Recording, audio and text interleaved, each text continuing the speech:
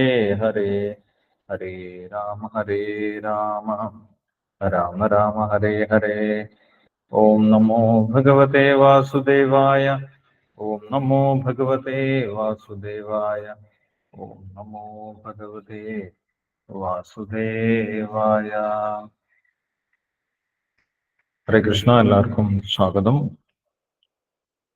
നമ്മൾ വായിക്കുന്നത് ഭഗവത്ഗീത യഥാരൂപം.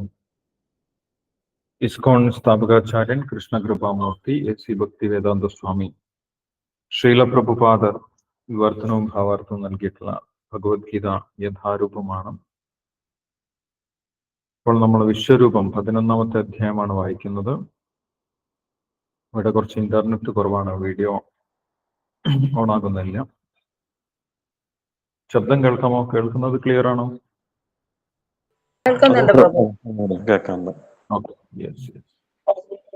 ഓക്കെ. അപ്പൊ നമ്മൾക്ക് വിശ്വരൂപത്തിൽ കഴിഞ്ഞ ദിവസങ്ങളിലായിട്ട് 38ാമത്തെ ശ്ലോകം വരെ നമ്മൾ വായിച്ചിട്ടുണ്ടായിരുന്നു.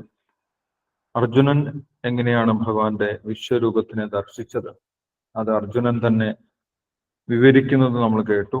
ആദ്യം സഞ്ജയൻ വിശ്വരൂപത്തിനെ കുറിച്ച് വർണ്ണിച്ചു കൊടുക്കുന്നുണ്ടായിരുന്നു കൊട്ടാരത്തിലിരിക്കുന്ന ധൃതരാഷ്ട്രർക്ക്. അതിനുശേഷം അർജുനൻ എങ്ങനെയാണ് വിശ്വരൂപം കണ്ടത്, ആ വിശ്വരൂപത്തിനെ അർജുനൻ തന്നെ വിവരിക്കുന്നത് നമ്മൾ കേട്ടു. ആ വിശ്വരൂപം കണ്ട സമയത്ത് തനിക്ക് മനസ്സിന് അസ്വസ്ഥതയാണ് ഉണ്ടാകുന്നത് എന്നുള്ള കാര്യവും അർജുനൻ പറഞ്ഞിട്ടുണ്ടായിരുന്നു. മാത്രമല്ല, ഭഗവാന്റെ ഭയാനകമായിട്ടുള്ള രൂപം, വലിയ ദംഷ്ടകളോടുകൂടിയ, പുറത്തേക്ക് നീണ്ടു നിൽക്കുന്ന വലിയ പല്ലുകളോടുകൂടിയ, ആ പിളർന്ന വായോടുകൂടിയ രൂപം കണ്ട സമയത്ത് അർജുനൻ ഭഗവാനോട് ചോദിക്കുന്നുണ്ട്, അങ്ങ് ആരാണ്, എന്താണ് അങ്ങയുടെ ഉദ്ദേശം? കാരണം ഇതുവരെ അങ്ങനെ ഒരു രൂപം അർജുനൻ കണ്ടിട്ടില്ലായിരുന്നു. അപ്പോൾ ഭഗവാൻ മറുപടി പറയുന്നുണ്ട്, ഖാലോസ്മി ലോക ക്ഷേകൃത് പ്രവൃദ്ധോ ലോകാൻ സമാഹർത്തുമിഹ പ്രവൃത്ത. ഞാൻ കാലരൂപമാണ്. ഈ ലോകത്തിനെ മുഴുവൻ, ഇവിടെ കൂടിയിട്ടുള്ള സൈനികരെ മുഴുവൻ ഇല്ലാതാക്കാൻ വേണ്ടിയിട്ടാണ് ഞാൻ വന്നിട്ടുള്ളത് എന്നുള്ള കാര്യം ഭഗവാൻ പറഞ്ഞു കൊടുത്തു. അതിന്റെ മുന്നേ ആ ഭീകര രൂപത്തിലേക്ക് അവിടെ കൂടിയിരുന്ന സൈനികരെല്ലാവരും, ഭീഷ്മൻ, ദ്രോണൻ, കർണൻ തുടങ്ങിയ സേനാനായകന്മാരും മറ്റു സൈനികരെല്ലാവരും, പാണ്ഡവരൊഴികെയുള്ള എല്ലാ സൈനികരും ഭഗവാന്റെ വായ്ക്കകത്തേക്ക് കയറിപ്പോകുന്നതായിട്ട് അർജുനൻ കണ്ടിട്ടുണ്ടായിരുന്നു. കയറിപ്പോവുക മാത്രമല്ല, ഭഗവാന്റെ ദംഷ്ടകൾക്ക് ഉള്ളിൽപ്പെട്ട് അവരുടെ ശിരസ്സുകൾ ചതഞ്ഞരഞ്ഞു പോകുന്നതും അർജുനൻ കാണുന്നുണ്ടായിരുന്നു. വക്ത്രാണിത്വേ ത്വരമാണാ വിശന്തി, 27ാമത്തെ ശ്ലോകത്തിൽ നമ്മളത് വായിച്ചിട്ടുണ്ടായിരുന്നു. വക്ത്രാണിത്തേ ത്വരമാണാ വിശന്തി ദംഷ്ടാകരാളാനി ഭയാനകാനി കേചിദ്ദലഗ്നാ ദശനാന്തരേഷു സന്ദൃശ്യന്തേ ചോർണിതൈരുത്തമാങ്കേ. അവരുടെ ശിരസുകളെല്ലാം ചതഞ്ഞരയുന്നതായിട്ട് അർജുനൻ കണ്ടിട്ടുണ്ടായിരുന്നു. ഇങ്ങനെ ഒരു ഭയാനകമായിട്ടുള്ള രൂപമാണ് അവസാനമായിട്ട് അർജുനൻ കണ്ടിട്ടുള്ളത്. ആ രൂപം കണ്ട സമയത്താണ് അർജുനൻ ചോദിക്കുന്നത്, അങ്ങ് ആരാണ്, അങ്ങയുടെ ഉദ്ദേശം എന്താണ്? അത് ചോദിച്ച സമയത്ത് ഭഗവാൻ പറഞ്ഞു, ഞാൻ കാലസ്വരൂപനാണ്. ഇവിടെ കൂടിയിട്ടുള്ള എല്ലാ അധർമ്മികളായിട്ടുള്ള ജനങ്ങളെയും ഇല്ലാതാക്കുന്നതിനാണ് ഞാൻ വന്നിട്ടുള്ളത്. നിനക്ക് ഈ യുദ്ധത്തിൽ പങ്കെടുത്ത് എന്റെ പദ്ധതിയിലെ ഒരു നിമിത്തമായിട്ട് മാറാം. നിമിത്തമാത്രം ഭവസതി സാജൻ എന്ന 33ാമത്തെ ശ്ലോകത്തിൽ ഭഗവാൻ പറഞ്ഞിട്ടുണ്ടായിരുന്നു. അപ്പോൾ അർജുനൻ യുദ്ധം നിർത്തിപ്പോവുകയല്ല, അർജുനൻ ഭഗവാന്റെ പദ്ധതി പ്രകാരം ഭഗവാന് നിമിത്തമായി മാറി യുദ്ധം ചെയ്യണം എന്ന് തന്നെയാണ് ഭഗവാൻ ഉദ്ദേശിച്ചത് എന്നുള്ള കാര്യം ഭഗവാൻ അവിടെ വ്യക്തമാക്കി അർജുനന് പറഞ്ഞു കൊടുക്കുന്നുണ്ട്. ആ സമയത്ത് അർജുനൻ ഭഗവാന്റെ ആ വിഭൂതി നിറഞ്ഞ രൂപത്തിനെ ആരാധനാപൂർവം കൈകൂപ്പിക്കൊണ്ട് വന്ദിക്കുന്നതാണ് അടുത്ത ശ്ലോകങ്ങളിൽ നമ്മൾ വായിക്കുന്നത്. 36ാമത്തെ ശ്ലോകം മുതൽ അർജുനന്റെ ആ ഒരു സ്തുതിയാണ്, ഭഗവാന്റെ വിശ്വരൂപത്തിനെ സ്തുതിച്ചുകൊണ്ട് അർജുനൻ പറയുന്നതാണ് നമ്മൾ കാണുന്നത്. അപ്പോൾ കഴിഞ്ഞ ശ്ലോകത്തിൽ നമ്മൾ വായിച്ചിട്ടുണ്ടായിരുന്നു, ഭഗവാൻ ബ്രഹ്മാവിനേക്കാൾ എല്ലാ ദേവന്മാരെക്കാളും ഉപരിയാണ്. എല്ലാ ദേവന്മാരുടെയും തുടക്കം അങ്ങാണ്. 38ാമത്തെ ശ്ലോകത്തിൽ പറയുന്നത് ത്വമാദിദേവ പുരുഷപുരാണ ത്വമസ്യ വിശ്വസ്യ പരം നിധാനം വേത്താസി വേദ്യം ച പരം ച ധാമ ത്വയാ തദം വിശ്വമനന്തരൂപ. ത്വം ആദിദേവ, അങ്ങ് ആദിദേവനാണ്, എല്ലാ ദേവന്മാരുടെയും ആദിയാണ്. ആദി എന്ന് പറഞ്ഞു കഴിഞ്ഞാൽ ഉറവിടമാണ്. ഭഗവാനും അത് പറഞ്ഞിട്ടുണ്ടായിരുന്നു നേരത്തെ. അഹം ആദിർഹി ദേവാന, ഞാൻ എല്ലാ ദേവന്മാരുടെയും ഉറവിടമാണ്. ദേവന്മാർ എന്ന് പറഞ്ഞു കഴിഞ്ഞാൽ എല്ലാ അവതാരങ്ങളുടെയും ഉറവിടം കൂടിയാണ് ഭഗവാൻ. എല്ലാ അവതാരങ്ങളും ഭഗവാനിൽ നിന്നാണ് വരുന്നത്. എന്റെ ബ്രഹ്മസംഹിതയിൽ ബ്രഹ്മാവ് പറയുന്നുണ്ട്, ഈശ്വര പരമ കൃഷ്ണ സച്ചിദാനന്ദ വിഗ്രഹ അനാദി ആദി ഗോവിന്ദ സർവകാരണ കാരണം.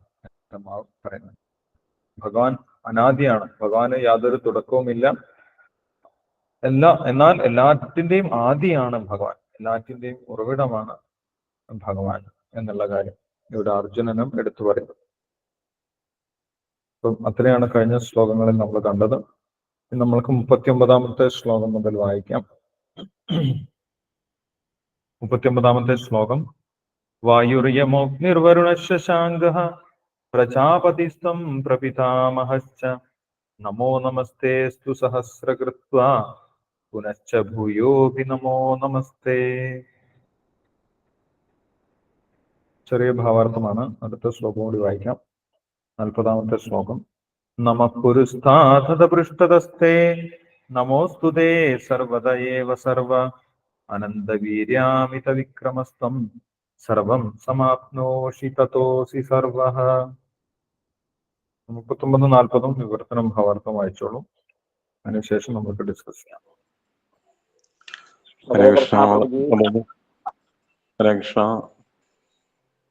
ആരാണ് വായിക്കുന്നത്? ഓം നമോ ഭഗവതേ വാസുദേവായ. ഓം നമോ ഭഗവതേ വാസുദേവായ. അധ്യായം 11 വിശ്വരൂപം. ശ്ലോകം നമ്പർ 39. വായൂരമോർത്തിർവരുണശ്ചാന്തഃ പ്രജാപതി ത്വം പ്രപിതാമഹശ്ച നമോ നമസ്തേസ്തു സഹസ്രകൃത്വാ പുനശ്ച ഭൂയോപി നമോ നമസ്തേ. വായുവും പരമനിയന്താവും യമനും അഗ്നിയും വരുണനും ചന്ദ്രനും പ്രജാപതിയും പ്രതിതാമകനും അങ്ങ് തന്നെ. 1000 തവണയും അതിലേറെയും പ്രണാമങ്ങൾ ഞാൻ അങ്ങേക്ക് അർപ്പിച്ചുകൊള്ളുന്നു. ഭാവാർത്ഥം. ശ്രീല പ്രഭുപാദ് തീർച്ചയായി ഭഗവാനെ വായുവെന്ന് സംബോധന ചെയ്യുവാൻ കാരണം വായു സർവവ്യാപി എന്ന നിലയിൽ എല്ലാ ദേവന്മാരുടെയും പ്രതിനിധിയായതിനാലാണ്. പ്രപഞ്ചസർഗത്തിലെ ആത്മജീവാത്മാവായ ബ്രഹ്മാവിന്റെയും പിതാവാണ് കൃഷ്ണൻ എന്നതിനാൽ പ്രതിതാമകനെന്നും സംബോധന ചെയ്യുന്നു.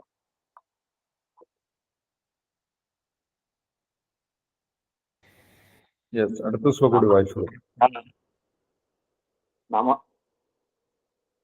നമോസ്തുതേ സർവദയേവ സർവ അനന്തവീരാമിത വിക്രമസ്വം സർവം സമാപ്നോഷി തദോഷി സർവ. മുന്നിൽ നിന്നും പിന്നിൽ നിന്നും എല്ലാ ഭാഗത്തു നിന്നും ഞാൻ അങ്ങയെ പ്രണമിക്കട്ടെ.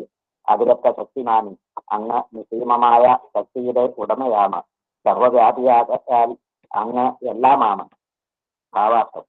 സുഹൃത്തായ കൃഷ്ണനിൽ ഭക്തി ആവേശം പൂണ്ട അർജുനൻ അദ്ദേഹത്തെ വീണ്ടും വീണ്ടും നമിക്കുന്നു. ഭഗവാൻ എല്ലാ ശക്തികളുടെയും കേന്ദ്രവും യുദ്ധരംഗത്ത് നിരന്നു നിൽക്കുന്ന പോരാളികളിൽ സർവശ്രേഷ്ഠനും പരാക്രമിയും ആകുന്നുവെന്ന് അർജുനൻ അംഗീകരിക്കുന്നു. വിഷ്ണു പുരാണത്തിൽ പറയുന്നു 1:9-69. യോ യം തവാഗതോ ദേവ സംഗീതം ദേവതാഗണ തത്വമേവ ജഗത്സൃഷ്ടയഥാ സർവഗതോ ഭവാൻ. ഹേ ഭഗവാൻ, അങ്ങയുടെ തിരുമുമ്പിൽ ആര് വന്നിരുന്നാലും അവരുടെയൊക്കെ സൃഷ്ടാവാണ് അങ്ങ്. Hare Krishna. Thank you Guruji. Hare Krishna. Yes, അപ്പോൾ അർജുനൻ ഭഗവാനെ സ്തുതിക്കുന്നത് ഇവിടെ തുടരുകയാണ്. 19ാമത്തെ ശ്ലോകത്തിൽ വായുർയമോഗ്നിർ വരുണ ശശാങ്കഃ പ്രജാപതിസ്ത്വം പ്രപിതാമഹശ്ച നമോ നമസ്തേസ്തു സഹസ്രകൃത്വാ പുനശ്ച ഭൂയോപി നമോ നമസ്തേ. വായുവും പരമനിയന്താവും യമനും അഗ്നിയും വരുണനും ചന്ദ്രനും പ്രജാപതിയും പ്രപിതാമഹനും അങ്ങ് തന്നെ. 1000 തവണയും അതിലേറെ പ്രണാമങ്ങൾ ഞാൻ അങ്ങേക്ക് അർപ്പിച്ചുകൊള്ളും. അപ്പോൾ ഭഗവാന്റെ ശരീരത്തിൽ വ്യത്യസ്തമായിട്ടുള്ള ദേവന്മാരെ അർജുനൻ കണ്ടിട്ടുണ്ടായിരുന്നു. ഇന്ദ്രൻ, ചന്ദ്രൻ, വായു, വരുണൻ, അഗ്നി, ഇങ്ങനെ പ്രജാപതിമാർ, ഇങ്ങനെയുള്ള ദേവന്മാരെയൊക്കെ അർജുനൻ കണ്ടിട്ടുണ്ടായിരുന്നു. അപ്പോൾ അവരുടെ എല്ലാം ഉറവിടം ഭഗവാൻ തന്നെയാണ് എന്ന് അർജുനന് മനസ്സിലായി. അപ്പോൾ അവരെല്ലാം ഭഗവാന്റെ ഒരു അംശം തന്നെയാണ്. ഭഗവാന്റെ പ്രത്യേക വിഭൂതികളാണ്, ഭഗവാന്റെ പ്രത്യേക ശക്തിവിശേഷങ്ങളാണ് ഈ ദേവന്മാരെല്ലാവരും എന്നുള്ള കാര്യം അർജുനന് മനസ്സിലായി. അവരാരും ആരും വേറിട്ട വ്യക്തികളല്ല, ഭഗവാന്റെ അംശം തന്നെയാണ്. അതുകൊണ്ടാണ് വായുവും യമനും അഗ്നിയും വരുണനും ചന്ദ്രനും പ്രജാപതിയും എല്ലാം അങ്ങു തന്നെയാണ് എന്ന് അർജുനൻ പറയുന്നത്. ദേവന്മാരെല്ലാം ഭഗവാന്റെ തന്നെ പ്രത്യേക ശക്തിവിശേഷങ്ങളാണ്. അതുകൊണ്ട് അവരെ വിഭൂതി എന്നും പറയും. കഴിഞ്ഞ അധ്യായത്തിൽ വിഭൂതി യുഗത്തിൽ ഇതെല്ലാം ഭഗവാൻ തന്നെയാണ്, ഭഗവാന്റെ പ്രതിനിധികളാണെന്ന് ഭഗവാൻ നേരത്തെ പറഞ്ഞിട്ടുണ്ടായിരുന്നു. അപ്പോൾ അവർക്ക് ലഭിച്ചിട്ടുള്ള ശക്തി, ആ ദേവന്മാർക്ക് ലഭിച്ചിട്ടുള്ള പ്രത്യേക സ്ഥാനം, ശക്തി, ഇതെല്ലാം ഭഗവാൻ നൽകിയിട്ടുള്ളതാണ്, ഭഗവാനിൽ നിന്ന് വന്നിട്ടുള്ളതാണ്. അപ്പോൾ ചില സമയത്ത് ശക്തിയെയും ശക്തനെയും ഒരുപോലെ കാണാറുണ്ട്.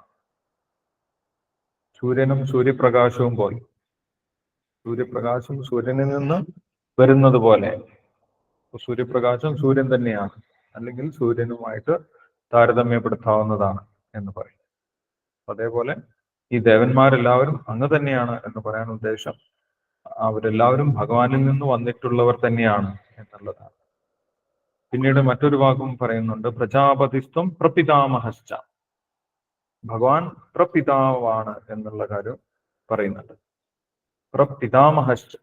പ്രപിതാമഹനാണ് ഭഗവാൻ അങ്ങ് എന്ന് അർജുനൻ പറയുന്നു. അപ്പൊ അതെന്തുകൊണ്ടാണ് പറയുന്നത് എന്ന് ശീല പ്രഭുപാദര ഭാവാർത്ഥത്തിൽ പറയുന്നുണ്ട്. എല്ലാവരുടെയും, ഈ പ്രപഞ്ചത്തിലുള്ള എല്ലാവരുടെയും സൃഷ്ടാവ് ബ്രഹ്മാവാണ്. മഹാദേവൻ ഉൾപ്പെടെയുള്ള എല്ലാവരും വന്നിട്ടുള്ളത് ബ്രഹ്മാവാണ്, ബ്രഹ്മാവിൽ നിന്നാണ്. അതുകൊണ്ട് ബ്രഹ്മാവിനെ പിതാമഹൻ എന്ന് വിളിക്കാറ്. എല്ലാവരുടെയും, ഈ പ്രപഞ്ചത്തിൽ എല്ലാവരുടെയും പിതാവായതുകൊണ്ട് ബ്രഹ്മാവിനെ പിതാമഹൻ എന്ന് വിളിക്കുന്നു. ആ ബ്രഹ്മാവിനെയും സൃഷ്ടിച്ചിട്ടുള്ളത് ഭഗവാനാണ്. ഭഗവാനാണ് ബ്രഹ്മാവിന്റെയും പിതാവ്.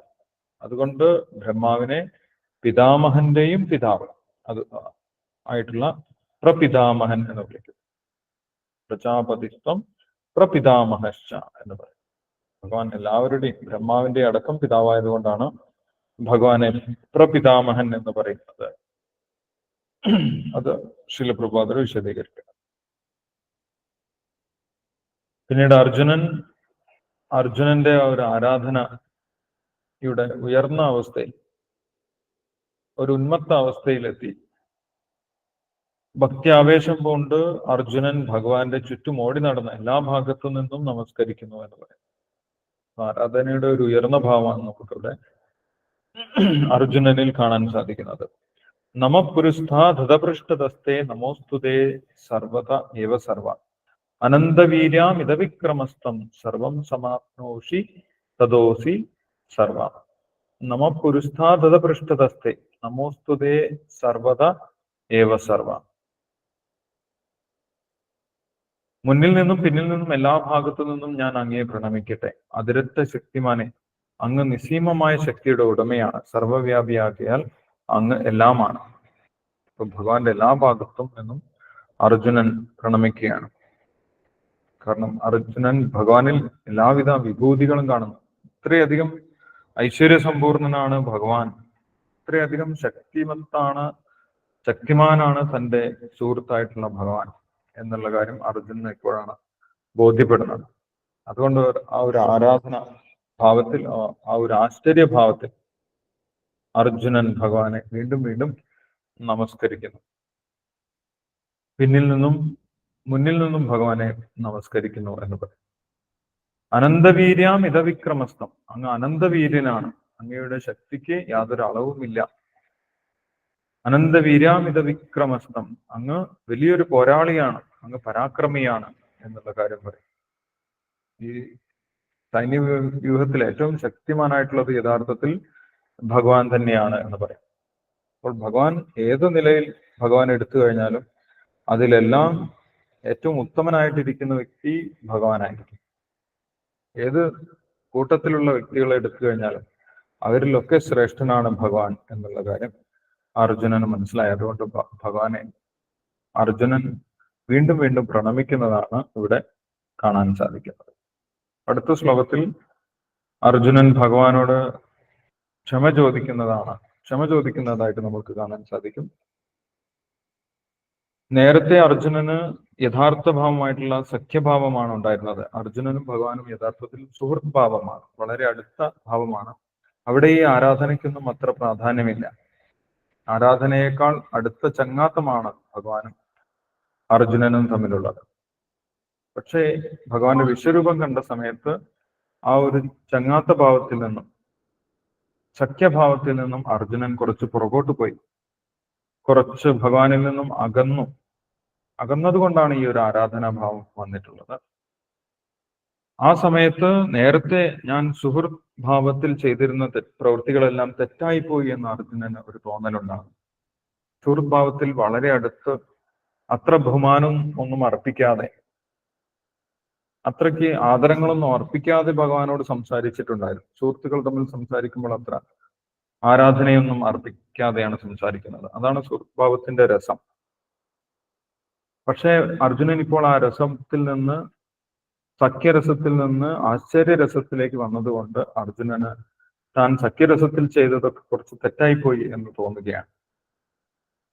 അത് യഥാർത്ഥത്തിൽ തെറ്റല്ലെങ്കിൽ പോലും അർജുനൻ ഇവിടെ ആ ഒരു ഭാവത്തിൽ, ആശ്ചര്യഭാവത്തിൽ അർജുനൻ ഭഗവാനോട് മാപ്പ് ചോദിക്കുന്നതാണ് നമുക്ക് അടുത്ത ശ്ലോകത്തിൽ കാണാൻ സാധിക്കുന്നത്. നമുക്കത് വായിക്കാം. 41, 42 ശ്ലോകങ്ങൾ. സഖേതി മത്വാ പ്രസഭം യദുക്തം ഹേ കൃഷ്ണ ഹേ യാദവ ഹേ സഖേതി അജാനതാ മഹിമാനം തവേദം മയാ പ്രമാദാത് പ്രണയേന വാപി യച്ഛാവഹാസാർത്ഥമസത്കൃതോസി വിഹാരശയ്യാസന ഭോജനേഷു ഏകോഥവാപ്യച്യുതതത്സമക്ഷം തത്ക്ഷാമയേ ത്വാമഹമപ്രമേയം. വിവർത്തനം ഭാവാർത്ഥം വായിച്ചോളൂ. ഹരേ കൃഷ്ണ പ്രഭുജി, വായിച്ചോട്ടെ. വായിച്ചോളൂ. നമോ ഭഗവതേ വാസുദേവായ. സഖേതി മത്വാ പ്രസഭം യദുക്തം ഹേ കൃഷ്ണ ഹേ യാദവ ഹേ സഖേതി അജാനതാ മഹിമാനം തവേദം മയാ പ്രമാദാത് പ്രണയേന വാപി യച്ഛാവഹാസാർത്ഥമസകൃതോസി വിഹാരശയ്യാസന ഭോജനേഷു ഏകോദവാപ്യച്യുത സൽസമക്ഷം തത്ക്ഷാമയേ ത്വാമഹമപ്രമേയം. വിവർത്തനം ഭാവാർത്ഥം. ശ്രീലപ്രഭുജയ, അങ്ങയുടെ മഹത്വം എന്തെന്നറിയാതെ സുഹൃത്തെന്ന് മാത്രം കരുതി ഹേ കൃഷ്ണ, ഹേ യാദവ, ചങ്ങാതി എന്നെല്ലാം ഞാൻ അങ്ങയെ സ്നേഹത്തിലോ സംഭ്രാന്തിയിലോ വിളിച്ചു പോന്നു. നാം തനിച്ചായിരിക്കുമ്പോഴും മറ്റുള്ളവർക്കിടയിൽ ഇരിക്കുമ്പോഴും വിനോദിക്കുകയോ ഇരിക്കുകയോ ഒരേ കിടക്കയിൽ കിടക്കുകയോ ആഹാരം കഴിക്കുകയോ ചെയ്യുന്ന അവസരങ്ങളിലും പലപ്പോഴും അങ്ങയെ വേണ്ടത്ര മാനിക്കാതെ അപഹസിച്ചിട്ടുണ്ട്. അച്യുത, അങ്ങനെ പറ്റിപ്പോയ പിഴകൾക്കെല്ലാം അങ്ങയോട് ഞാനിതാ മാപ്പ് ചോദിക്കുന്നു. ഇപ്പോൾ തന്റെ വിശ്വരൂപത്തിലാണ് കൃഷ്ണൻ പ്രത്യക്ഷപ്പെട്ടിട്ടുള്ളത്. എങ്കിലും ഭഗവാനുമായി തനിക്കുള്ള മൈത്രി ബന്ധത്തെ അർജുനൻ സ്മരിക്കുകയാണ്. ആ ബന്ധത്തിന് ചേരുന്ന അനൗപചാരികങ്ങളായ പെരുമാറ്റങ്ങൾ തന്നിൽ നിന്ന് പലപ്പോഴും ഉണ്ടായിട്ടുണ്ടെന്ന് മനസ്സിലാക്കി അദ്ദേഹം ആ തെറ്റുകൾ ക്ഷമിക്കണമെന്ന് കൃഷ്ണനോട് അപേക്ഷിക്കുന്നു. ആത്മസുഹൃത്തായ കൃഷ്ണൻ പ്രസ്താവിച്ചിട്ട് പോലും ഇങ്ങനെ വിശ്വാത്മകമായ ഒരു ആകൃതി കൈക്കൊള്ളാൻ അദ്ദേഹത്തിന് കഴിയുമെന്ന് അർജുനൻ വിശ്വസിച്ചില്ല. എത്ര തവണയാണ് അദ്ദേഹത്തിന്റെ ഐശ്വര്യങ്ങളെ അറിയാതെ ഹേ കൃഷ്ണ, യാദവ, ചങ്ങാതി എന്നിങ്ങനെ വിളിച്ച് ഭഗവാനെ ഞാൻ അപമാനിച്ചിട്ടുള്ളതെന്നുകൂടി അദ്ദേഹം ഓർക്കുന്നില്ല. എങ്കിലും അത്രയേറെ വിഭൂതികൾക്ക് അധിപതിയായ കൃഷ്ണൻ കരുണാനിധിയാകയാൽ അർജുനനെ സുഹൃത്തായി തന്നെ കരുതി പെരുമാറിപ്പോന്നു. അതാണ് ഭക്തനും ഭഗവാനും തമ്മിലുള്ള ദിവ്യമായ പരസ്പര പ്രേമബന്ധം. ജീവാത്മാവിന് കൃഷ്ണനോടുള്ള ബന്ധം സനാതനമാണ്. അത് മറക്കാനാവാത്തതാണെന്ന് അർജുനന്റെ പെരുമാറ്റത്തിൽ നിന്ന് വ്യക്തമാകുന്നു. വിശ്വരൂപത്തിന്റെ വിഭൂതി പൗഷ്കല്യം കണ്ടിട്ടും കൃഷ്ണനോടുള്ള മൈത്രി ബന്ധം വിസ്മരിക്കുവാൻ കഴിയുന്നില്ല. ഹരേ കൃഷ്ണ. യെസ്, 43-ാമത്തെ ശ്ലോകം കൂടി വായിച്ചോളൂ Mataji.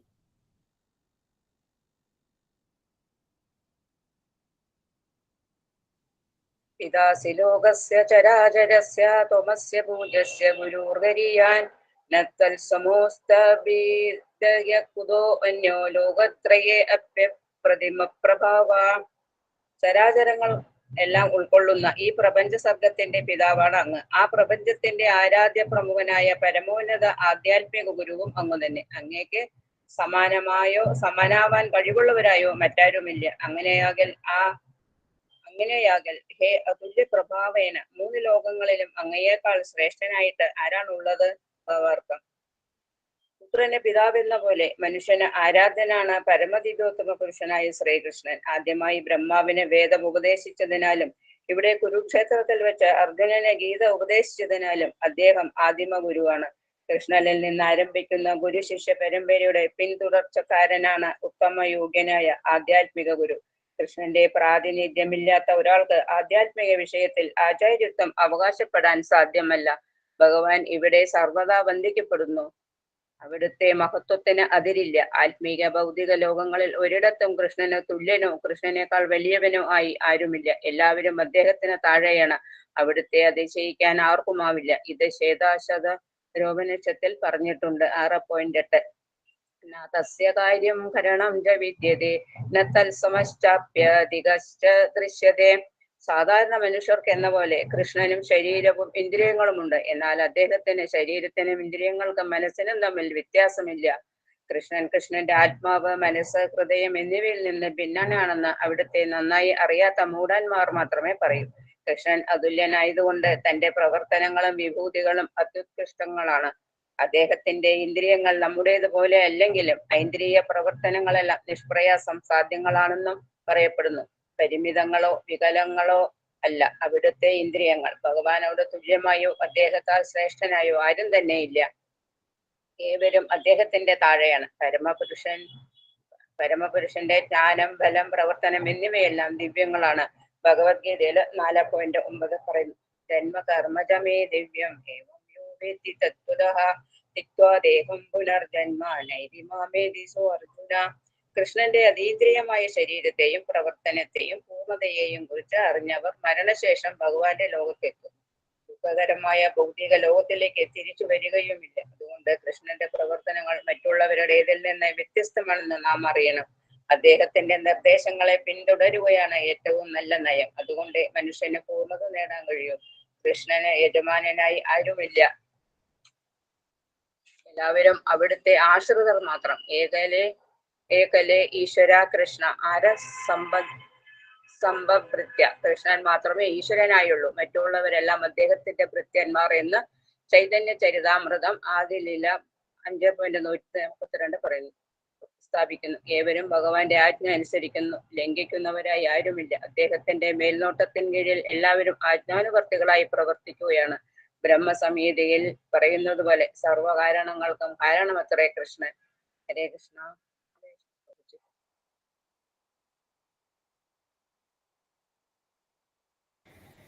Hare Krishna. Thank you Mataji. Hare Krishna. Yes, 41-42 ശ്ലോകങ്ങളിൽ അർജുനൻ ഭഗവാനോട് ക്ഷമ ചോദിക്കുന്നു. ഇത്രയും വലിയ വിഭൂതികൾ നിറഞ്ഞ ഭഗവാൻ, ആ ഭഗവാനോട് ഞാൻ ഒരു സാധാരണ സുഹൃത്തിനോട് എന്ന രീതിയിൽ പെരുമാറി. അത് കുറച്ച് തെറ്റായിപ്പോയി എന്നുള്ള കാര്യം അർജുനന് ഇവിടെ തോന്നുകയാണ്. കാരണം ആരാധനാഭാവത്തിൽ അർജുനന് ഭഗവാനിൽ നിന്ന് കുറച്ച് അകൽച്ച വന്നു. ആ അകൽച്ചയിലാണ് യഥാർത്ഥത്തിൽ അർജുനൻ ഇവിടെ ആ ക്ഷമ ചോദിക്കുന്നത്. സഖേതിമത്വാ പ്രസഭം യദുക്തം ഹേ കൃഷ്ണ ഹേ യാദവ ഹേ സഖേതി അജാനതാ മഹിമാനം തവേദം മയാ പ്രമാദ പ്രണയേനവാ. ഞാൻ സുഹൃത്ത് ഭാവത്തിൽ ഇരുന്ന സമയത്ത് അറിയാതെ ഹേ കൃഷ്ണ, ഹേ യാദവ, ഹേ സഖേതി, ചങ്ങാതി, കൃഷ്ണ എന്നൊക്കെ പേര് മാത്രം വിളിച്ചിട്ടുണ്ടായിരുന്നു. എല്ലാ ദേവന്മാരുടെയും ഉറവിടമായിട്ടുള്ള എല്ലാ പ്രപഞ്ചത്തിനെയും നിയന്ത്രിക്കുന്നു, എല്ലാ പ്രകൃതിയുടെയും ഉറവിടമായിട്ടുള്ള ഭഗവാനെ ഒരു സാധാരണ വ്യക്തിയെ പോലെ ഞാൻ കരുതി പെരുമാറിപ്പോയി. മാത്രമല്ല, നമ്മൾ ഒരുമിച്ചിരുന്ന് ഭക്ഷണം കഴിക്കുന്ന സമയത്തും വിശ്രമിക്കുന്ന സമയത്തുമൊക്കെ വിഹാരശയ്യാസന ഭോജനേഷു, സുഹൃത്തുക്കൾ അങ്ങനെയാണ്, അവര് കളിതമാശകളൊക്കെ പറയും. അങ്ങനെ ആ കളിതമാശകളൊക്കെ പറഞ്ഞ കൂട്ടത്തിൽ അങ്ങേ വേണ്ടത്ര ബഹുമാനിക്കാത്ത രീതിയിൽ ഭഗവാനോട് ഞാൻ പെരുമാറിപ്പോയിട്ടുണ്ടെങ്കിൽ അതിൽ ക്ഷമിക്കണം എന്നാണ് അർജുനൻ ഇവിടെ പറയുന്നത്. വിഹാരശയ്യാസനഭോജനേഷു ഏകോ അഥവാ അപ്യച്യുത തത്ക്ഷമക്ഷം തക്ഷാമയേ ത്വമഹമപ്രമേയം.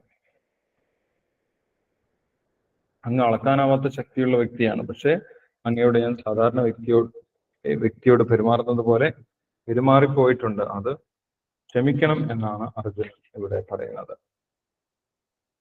യഥാർത്ഥത്തിൽ അർജുനനും ഭഗവാനും തമ്മിലുള്ള ആ ബന്ധം, സുഹൃത്ത് ബന്ധം വളരെ അടുത്ത ബന്ധമാണ്. അത് ആത്മീയമായിട്ടുള്ള ഒരു ബന്ധമാണ്. അതൊരു ഭക്തിരസമാണ്. ആ ഭക്തിരസം ഭഗവാനും അനുഭവിക്കുന്നുണ്ട്, അർജുനനും അനുഭവിക്കുന്നുണ്ട്. അവിടെ അർജുനൻ ബഹുമാനത്തോടുകൂടി പെരുമാറേണ്ട ആവശ്യമില്ല. അതാണ് ഭഗവാനും താല്പര്യം. പക്ഷെ ഇവിടെ അർജുനൻ ആ ഭക്തിരസത്തിൽ നിന്ന് കുറച്ച് താഴോട്ട് പോയതുകൊണ്ടാണ് നേരത്തെ ഞാൻ ചെയ്തതൊക്കെ തെറ്റായി പോയി എന്നുള്ള കാര്യം അർജുനന് തോന്നുന്നത്. പിന്നീട് അർജുനൻ 43-ാമത്തെ ശ്ലോകത്തിൽ പറയുന്നു, പിതാസി ലോകസ്യ ചരാചരസ്യ ത്വമസ്യ പൂജ്യശ്ച ഗുരുർഗരീയാൻ നത്വത്സമോസ്ത്യഭ്യധികുതോന്യോ ലോകത്രയേപ്യ പ്രതിമ പ്രഭാവ. വീണ്ടും അർജുനൻ ഭഗവാനെ സ്തുതിച്ചുകൊണ്ട് ഭഗവാനെ കുറിച്ച് അർജുനൻ മനസ്സിലാക്കിയ കാര്യങ്ങൾ പറയുകയാണ്. പിതാസി ലോകസ്യ ചരാചരസ്യ, അങ്ങ് എല്ലാ ചരാചരങ്ങളുടെയും, ഈ ലോകത്ത് കാണുന്ന എല്ലാ ജീവജാലങ്ങളുടെയും, ചരവും അചരവുമായിട്ടുള്ള എല്ലാ ജീവജാലങ്ങളുടെയും പിതാവാണ്. യഥാർത്ഥത്തിൽ ഉള്ള പിതാവ് ഭഗവാനാണ്. എല്ലാ ജീവജാലങ്ങളുടെയും യഥാർത്ഥ പിതാവ് ഭഗവാൻ തന്നെയാണെന്ന് ഭഗവത്ഗീതയിൽ നേരത്തെ ഭഗവാൻ പറഞ്ഞിട്ടുണ്ട്. അല്ലെ, ഭഗവാൻ പറയുന്നുണ്ട്, സർവയോനിഷു കൗന്ദേയ മൂർത്തയ സംഭവന്തിയ താസാം ബ്രഹ്മ മഹത്യോനിർ അഹം ബീജപ്രദപിത. വ്യത്യസ്തമായിട്ടുള്ള ജീവജാലങ്ങൾ, 84 ലക്ഷം തരത്തിലുള്ള ജീവശരീരങ്ങളുണ്ട്. സർവയോനിഷു കൗന്ദേയ, ആ ജീവജാലങ്ങളിലുള്ള എല്ലാ ജീവികളും മൂർത്തയ സംഭവന്തിയ, വ്യത്യസ്ത രൂപത്തിലുള്ള ജീവജാലങ്ങളെയാണ് നമുക്ക് കാണാൻ സാധിക്കുന്നത്. ചരവും അചരവുമായിട്ട്, സഞ്ചരിക്കുന്നതും സഞ്ചരിക്കാൻ സാധിക്കാത്തതും, സത്യങ്ങൾ ഉൾപ്പെടെയുള്ള എല്ലാ ജീവജാലങ്ങളും ആ ജീവജാലങ്ങളുടെയും യഥാർത്ഥ പിതാവ്, അവർക്കൊക്കെ ജീവൻ നൽകിയിട്ടുള്ള ആ പിതാവ് ഭഗവാൻ തന്നെയാണ് എന്ന് ഭഗവാൻ പറഞ്ഞിട്ടുണ്ടായിരുന്നു. അത് അർജുനന് ഇവിടെ ബോധ്യമായി. എന്തുകൊണ്ടാണ് ബോധ്യമായത്? ഭഗവാന്റെ ശരീരത്തിൽ എല്ലാ ജീവജാലങ്ങളെയും ഭഗവാൻ കണ്ടു. ഈ 84 ലക്ഷം തരം ശരീരങ്ങളും സ്ഥാവരമായിട്ടുള്ളതും ജംഗമമായിട്ടുള്ളതുമായിട്ടുള്ള എല്ലാ ജീവജാലങ്ങളെയും ഭഗവാന്റെ വിശ്വരൂപത്തിൽ അർജുനൻ കണ്ടു. അപ്പോൾ അർജുനന് മനസ്സിലായി, എല്ലാ ജീവജാലങ്ങളുടെയും ഉറവിടം, എല്ലാ ജീവജാലങ്ങളും വരുന്നത് അവരുടെ യഥാർത്ഥ പിതാവ് ഭഗവാൻ തന്നെയാണ് എന്ന് അർജുനന് മനസ്സിലായത് കൊണ്ട് ഇവിടെ അർജുനൻ ആ കാര്യം പറഞ്ഞുകൊണ്ട് ഭഗവാനെ സ്തുതിക്കുകയാണ്. പിതാസി ലോകസ്യ ചരാചരസ്യ ത്വമസ്യ പൂജ്യശ്ച ഗുരുർഗരീയാൻ. മറ്റൊരു കാര്യം പറയുന്നത്, അങ്ങേക്കാൾ ഉന്നതനായിട്ടുള്ള ഒരു ഗുരുവുമില്ല എന്നാണ് പറയുന്നത്.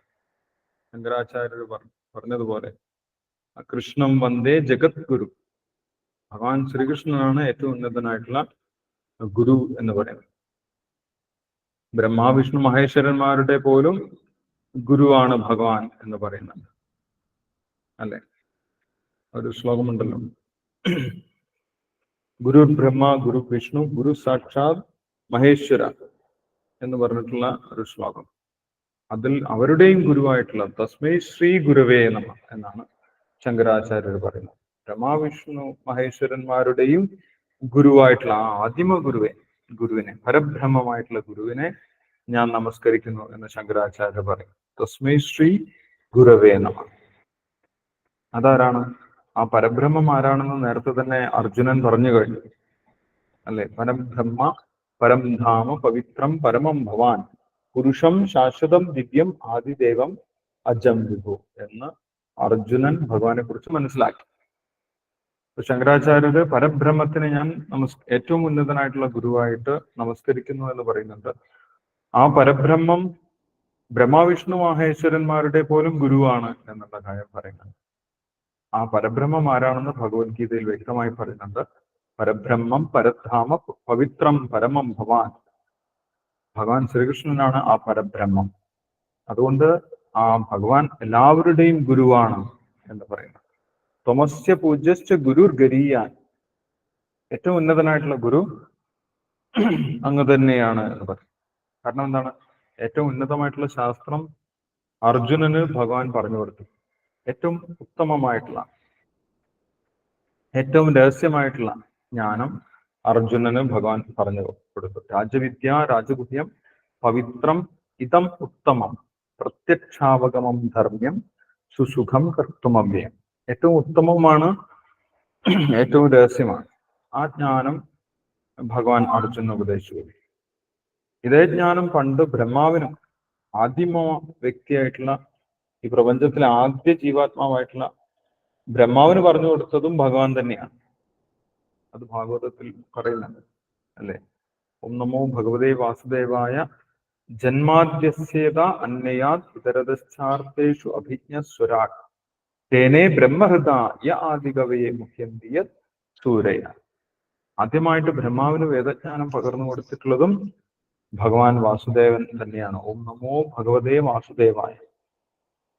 അപ്പോൾ ഭഗവാനാണ് ബ്രഹ്മാവിന് പോലും ജ്ഞാനം, വേദം നൽകിയിട്ടുള്ളത്. അതുകൊണ്ട് ഏറ്റവും ഉന്നതനായിട്ടുള്ള ഗുരു ഭഗവാൻ തന്നെയാണ് എന്നുള്ള കാര്യം ഇവിടെ അർജുനൻ പറയുകയാണ്. ത്വമസ്യ പൂജ്യശ്ച ഗുരുർ ഗരീയാൻ. അങ്ങേക്കാൾ ഉപരിയായിട്ട് മറ്റൊരു ഗുരുവില്ല എന്നുള്ള കാര്യം അർജുനൻ പറയുന്നു. നമോസ്ത്യ അഭ്യധിക കുതോന്യോ ലോകത്രയേഭ്യ അപ്രതിമ പ്രഭാവ. അങ്ങേക്ക് തുല്യനായിട്ടോ അങ്ങേക്കാൾ അധികം ശക്തിയുള്ളവനായിട്ടോ ആരുമില്ല എന്ന് പറയും. സമോസ്ത്യ അഭ്യധിക കുതോന്യോ. ഭഗവാനേക്കാൾ ഉപരിയായിട്ടോ ഭഗവാന് സമനായിട്ടോ വേറൊരു വ്യക്തി ഈ പ്രപഞ്ചത്തിലോ മറ്റു പ്രപഞ്ചങ്ങളിലോ ഒന്നുമില്ല എന്നുള്ള കാര്യം അർജുനന് മനസ്സിലായി.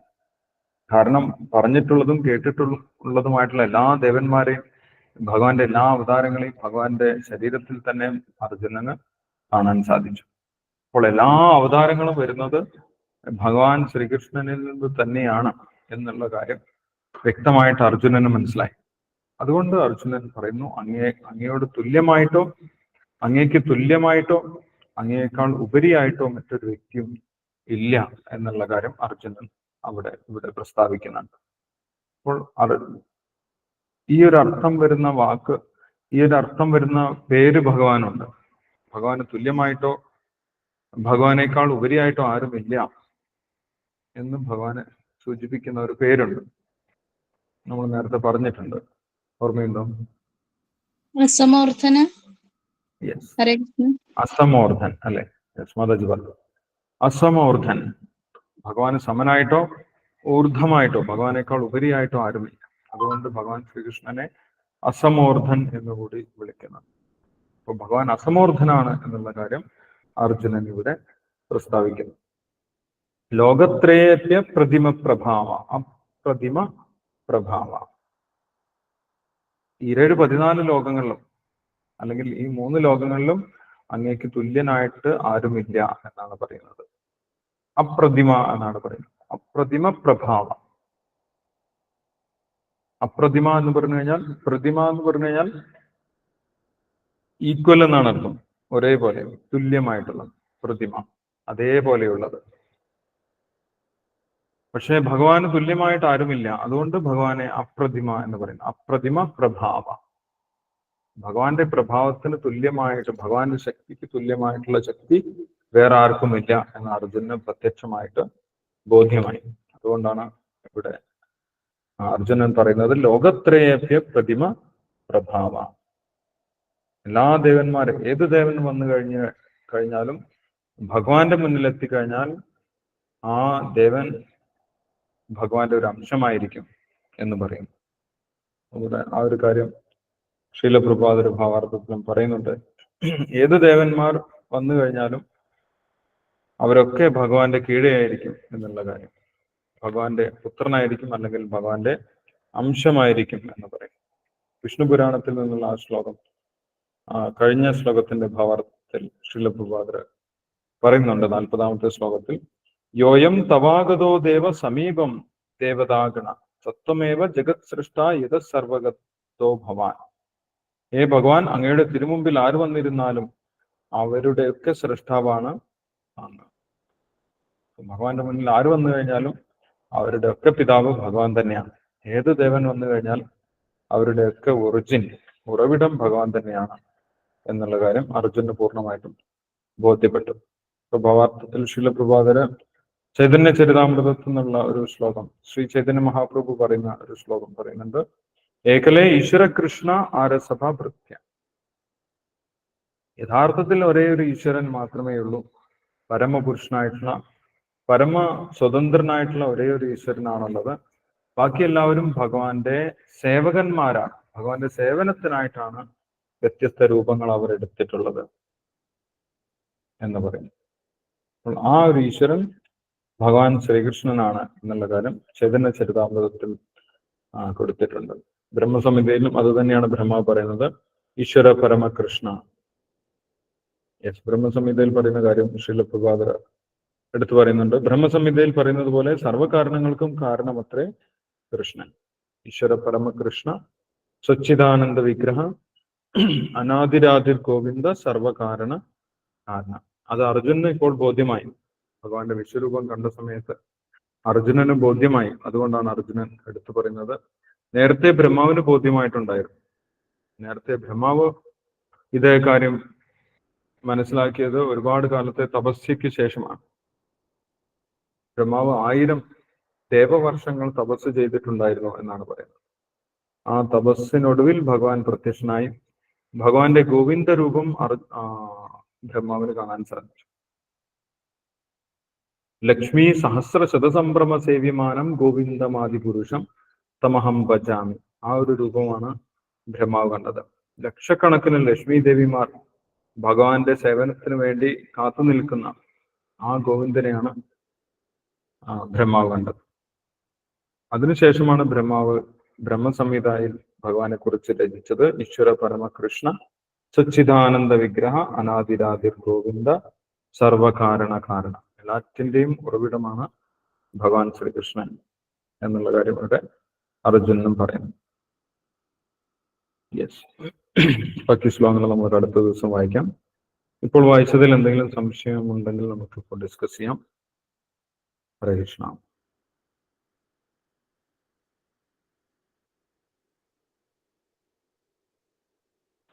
യെസ്, സംശയമുണ്ടെങ്കിൽ ഹരേ കൃഷ്ണ പ്രഭുജി. ശിവരാമ പ്രഭുജി പറഞ്ഞു. ഞാൻ ഇപ്പൊ വായിച്ച ശ്ലോകത്തിലെല്ലാം എനിക്ക് ഒരു സംശയമുള്ളത് ഏകാദശിയുടെയാണ്. ഇപ്പൊ ഏകാദശി ഇപ്പൊ നാളെയാണ് ഇപ്പൊ നമ്മള് കൊടുത്തേക്കുന്നത്, നാളെയാണ്. പക്ഷെ സാധാരണഗതിയിൽ ഇപ്പൊ ഇന്നാണ് ശരിക്കും ഏകാദശി വരുന്നത്. എന്താണ് ഇപ്പൊ നാളെന്ന് കൊടുത്ത എന്താന്ന് മനസ്സിലായില്ല, അതാണ്. യെസ്, അത് 2 തരം കലണ്ടറാണ്. നമ്മുടെ ഒന്ന് ചന്ദ്രനെ ബേസ് ചെയ്തിട്ടുള്ള കലണ്ടറും ഒന്ന് സൂര്യനെ ബേസ് ചെയ്തിട്ടുള്ള കലണ്ടറും. അത് ചിലപ്പോൾ ചില മണിക്കൂറുകളുടെ വ്യത്യാസം ഉണ്ടാകും. അതായത് ഇപ്പൊ സാധാരണ ദശമി അരുണോദയത്തിന് ദശമി വരികയാണെങ്കിൽ ഏകാദശി പാടില്ല എന്നുണ്ട്. പക്ഷെ ഇതിപ്പോ അങ്ങനെ വരുന്നില്ല. അതായത് രാത്രി 1:43 വരെ ആണ് ദശമി ഉള്ളൂ. 1:41 കഴിഞ്ഞാൽ പിന്നെ ഏകാദശിയാണ് ഇന്ന് വരുന്നത്. അപ്പൊ പിന്നെ സംശയത്തിന് ഇടയില്ല എന്നാണ്. ഞാൻ ഒരു 3-4 പഞ്ചാംഗം നോക്കി പിന്നെ 2-3 സംശയം ചോദിച്ചു. അപ്പൊ നമ്മളുടെ ഇസ്കോന്റെ മെസ്സേജിൽ മാത്രം ഇങ്ങനെ കണ്ടപ്പോ അത് എന്താന്ന് മനസ്സിലായില്ല. അപ്പൊ അതുകൊണ്ട് ഇപ്പൊ ഞാൻ പ്രഭുജിയെ വിളിച്ചായിരുന്നു കുറച്ചു നേരത്തെ. ഞാൻ കുറച്ച് നേരത്തെയാണ് ഒരു 5:30-6 മണിക്കാണ് ഞാൻ ഒരു 6:06 കണ്ടത്. അപ്പൊ ഇത് മനസ്സിലായില്ല എന്താന്നുള്ളത്. അപ്പൊ ഞാൻ ഇന്ന് തന്നെ ഏകാദശി വെറുതെ എടുത്തേക്കുന്നത്. ശരിക്കും ഇന്ന് തന്നെയാണ്. നമ്മൾ കുറെ ഒരു 4-5 പഞ്ചാംഗം പരിശോധിച്ചപ്പോഴും ഇന്ന് തന്നെ കാണണം. പിന്നെ ഞാൻ 2-3 നാൾ അപ്പൊ അങ്ങനെ കണ്ടപ്പോൾ സംശയം മെസ്സേജ് കണ്ടപ്പോ 2-3 സംശയം ചോദിച്ചപ്പോഴും സംശയത്തിന് വകയില്ല, ഇന്ന് തന്നെയാണെന്ന് പറഞ്ഞു. ഇപ്പൊ ഇസ്കോന്റെ എന്തെങ്ങനെ കണ്ടെന്നുള്ളത് എനിക്ക് അപ്പൊ അത് നമ്മള് രണ്ടും 2 കലണ്ടറാണ്. നമ്മൾ ഇവിടെ കേരളത്തിൽ ഫോളോ ചെയ്യുന്നത് സൂര്യനെ ബേസ് ചെയ്തിട്ടുള്ള പഞ്ചാംഗമാണ്. ആ മറ്റത് ചന്ദ്രനെ ബേസ് ചെയ്തിട്ടുള്ള കലണ്ടറാണ്. ആ അപ്പം അതില് സൂര്യന്റെ ഒരു വർഷം ചന്ദ്രന്റെ ഒരു വർഷം തമ്മിൽ വ്യത്യാസമുണ്ട്. ആ ആ വ്യത്യാസം കൊണ്ടാണ് ഈ മണിക്കൂറുകൾ തമ്മിലുള്ള വ്യത്യാസം വരുന്നത്. അപ്പൊ അല്ല അങ്ങനെ ഏകാദശി കൺസെപ്റ്റ് എന്താന്നുള്ളത് അപ്പൊ നമ്മൾ കാണുന്നതിന്റെ അതൊന്ന് മനസ്സിലാക്കിയിരിക്കാൻ വേണ്ടിയിട്ടാണ് ഞാൻ ചോദിക്കുന്നത് കേട്ടോ എനിക്ക്. യെസ്, ഏകാദശി എന്ന് പറയുന്നത് 11ാമത്തെ ദിവസമാണ്. അതെ അതെ അതറിയാം. അല്ല അപ്പൊ നമ്മൾ ഈ ഇങ്ങനെയുള്ള അടിസ്ഥാനത്തിൽ വന്നപ്പോഴെനിക്ക് അപ്പൊ അത് ഏതാണ് യെസ്, നമ്മൾ ഫോളോ ചെയ്യുന്നത് വൈഷ്ണവ കലണ്ടർ ആയതുകൊണ്ട് നമ്മൾ ആ ദിവസമാണ് എടുക്കുന്നത്. അതെ അങ്ങനെയാണല്ലോ. അങ്ങനെ ഇപ്പൊ അങ്ങനെ പറയണ്ടല്ലേ. ശരി ശരി ശരി. യെസ്, അത്രേ ഉള്ളൂ.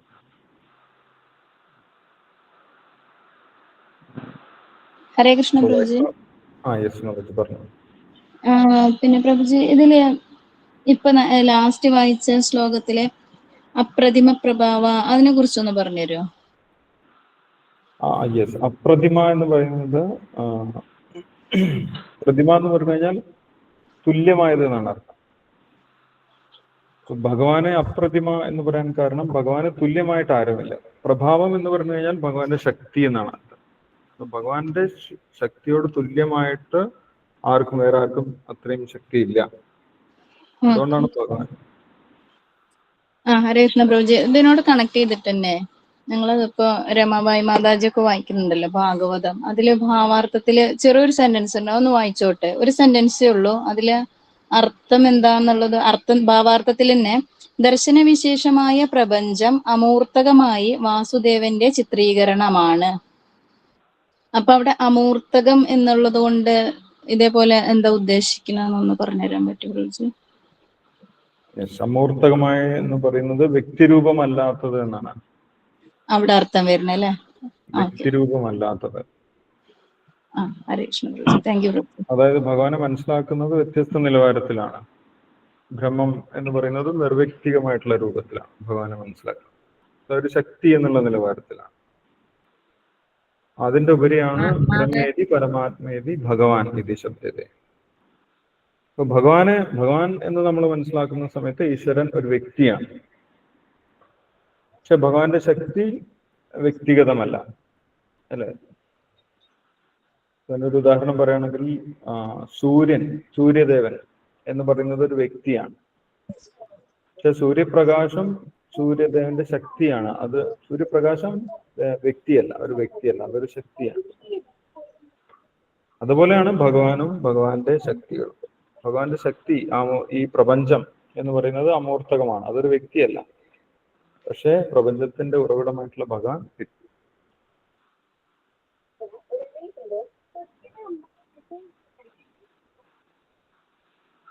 മാതാജി, ഇതിപ്പോ അപ്രമേയ പറഞ്ഞില്ലേ, അത് ഏത് ശ്ലോകാണ്? എത്രാം ശ്ലോകാണ്? ശ്ലോകം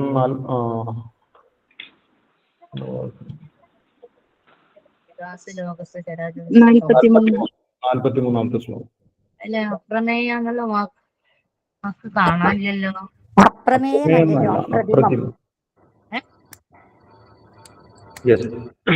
വേറെ എന്തെങ്കിലും സംശയം ഉണ്ടെങ്കിൽ ചോദിക്കാം, അല്ലെങ്കിൽ നമ്മൾക്ക് ശ്ലോകം ചെല്ലാം.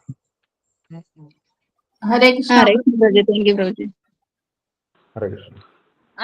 പ്രഭുജി, ഏകാദശിക്ക് പിന്നെ ലോഞ്ചിറ്റ്യൂഡും ലാറ്റിറ്റ്യൂഡും കൂടെ നോക്കുന്നുണ്ട്. ചില സ്ഥലങ്ങളിൽ സ്പോണ്ടേന് ഇന്നാണ്, പക്ഷെ നമുക്ക് കേരളത്തിൽ നാളെയാണ് എന്നുള്ളതാണ്. Okay, yes. ഓരോ സ്ഥലങ്ങളിലും വ്യത്യാസം ഉണ്ടായിരിക്കും.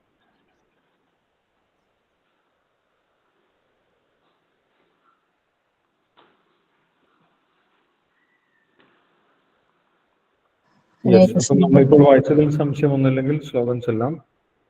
ആരാണ് ചൊല്ലുന്നത്? ഹരേ കൃഷ്ണ പ്രഭുജി. ഹരേ കൃഷ്ണ. യെസ്, എനിക്കിവിടെ പേര് കാണുന്നില്ല. ആരാണ്? ഗീത മതി, വായിച്ചു. കൃഷ്ണ. ഓം നമോ ഭഗവതേ വാസുദേവായ. ഓം നമോ ഭഗവതേ വാസുദേവായ. ഓം നമോ ഭഗവതേ വാസുദേവായ. അഥ ഏകാദശോധ്യായഃ വിശ്വരൂപ ദർശനയോഗ. അർജുന ഉവാച മദനുഗ്രഹായ പരമം ഗുഹ്യമത്യാത്മസഞ്ജ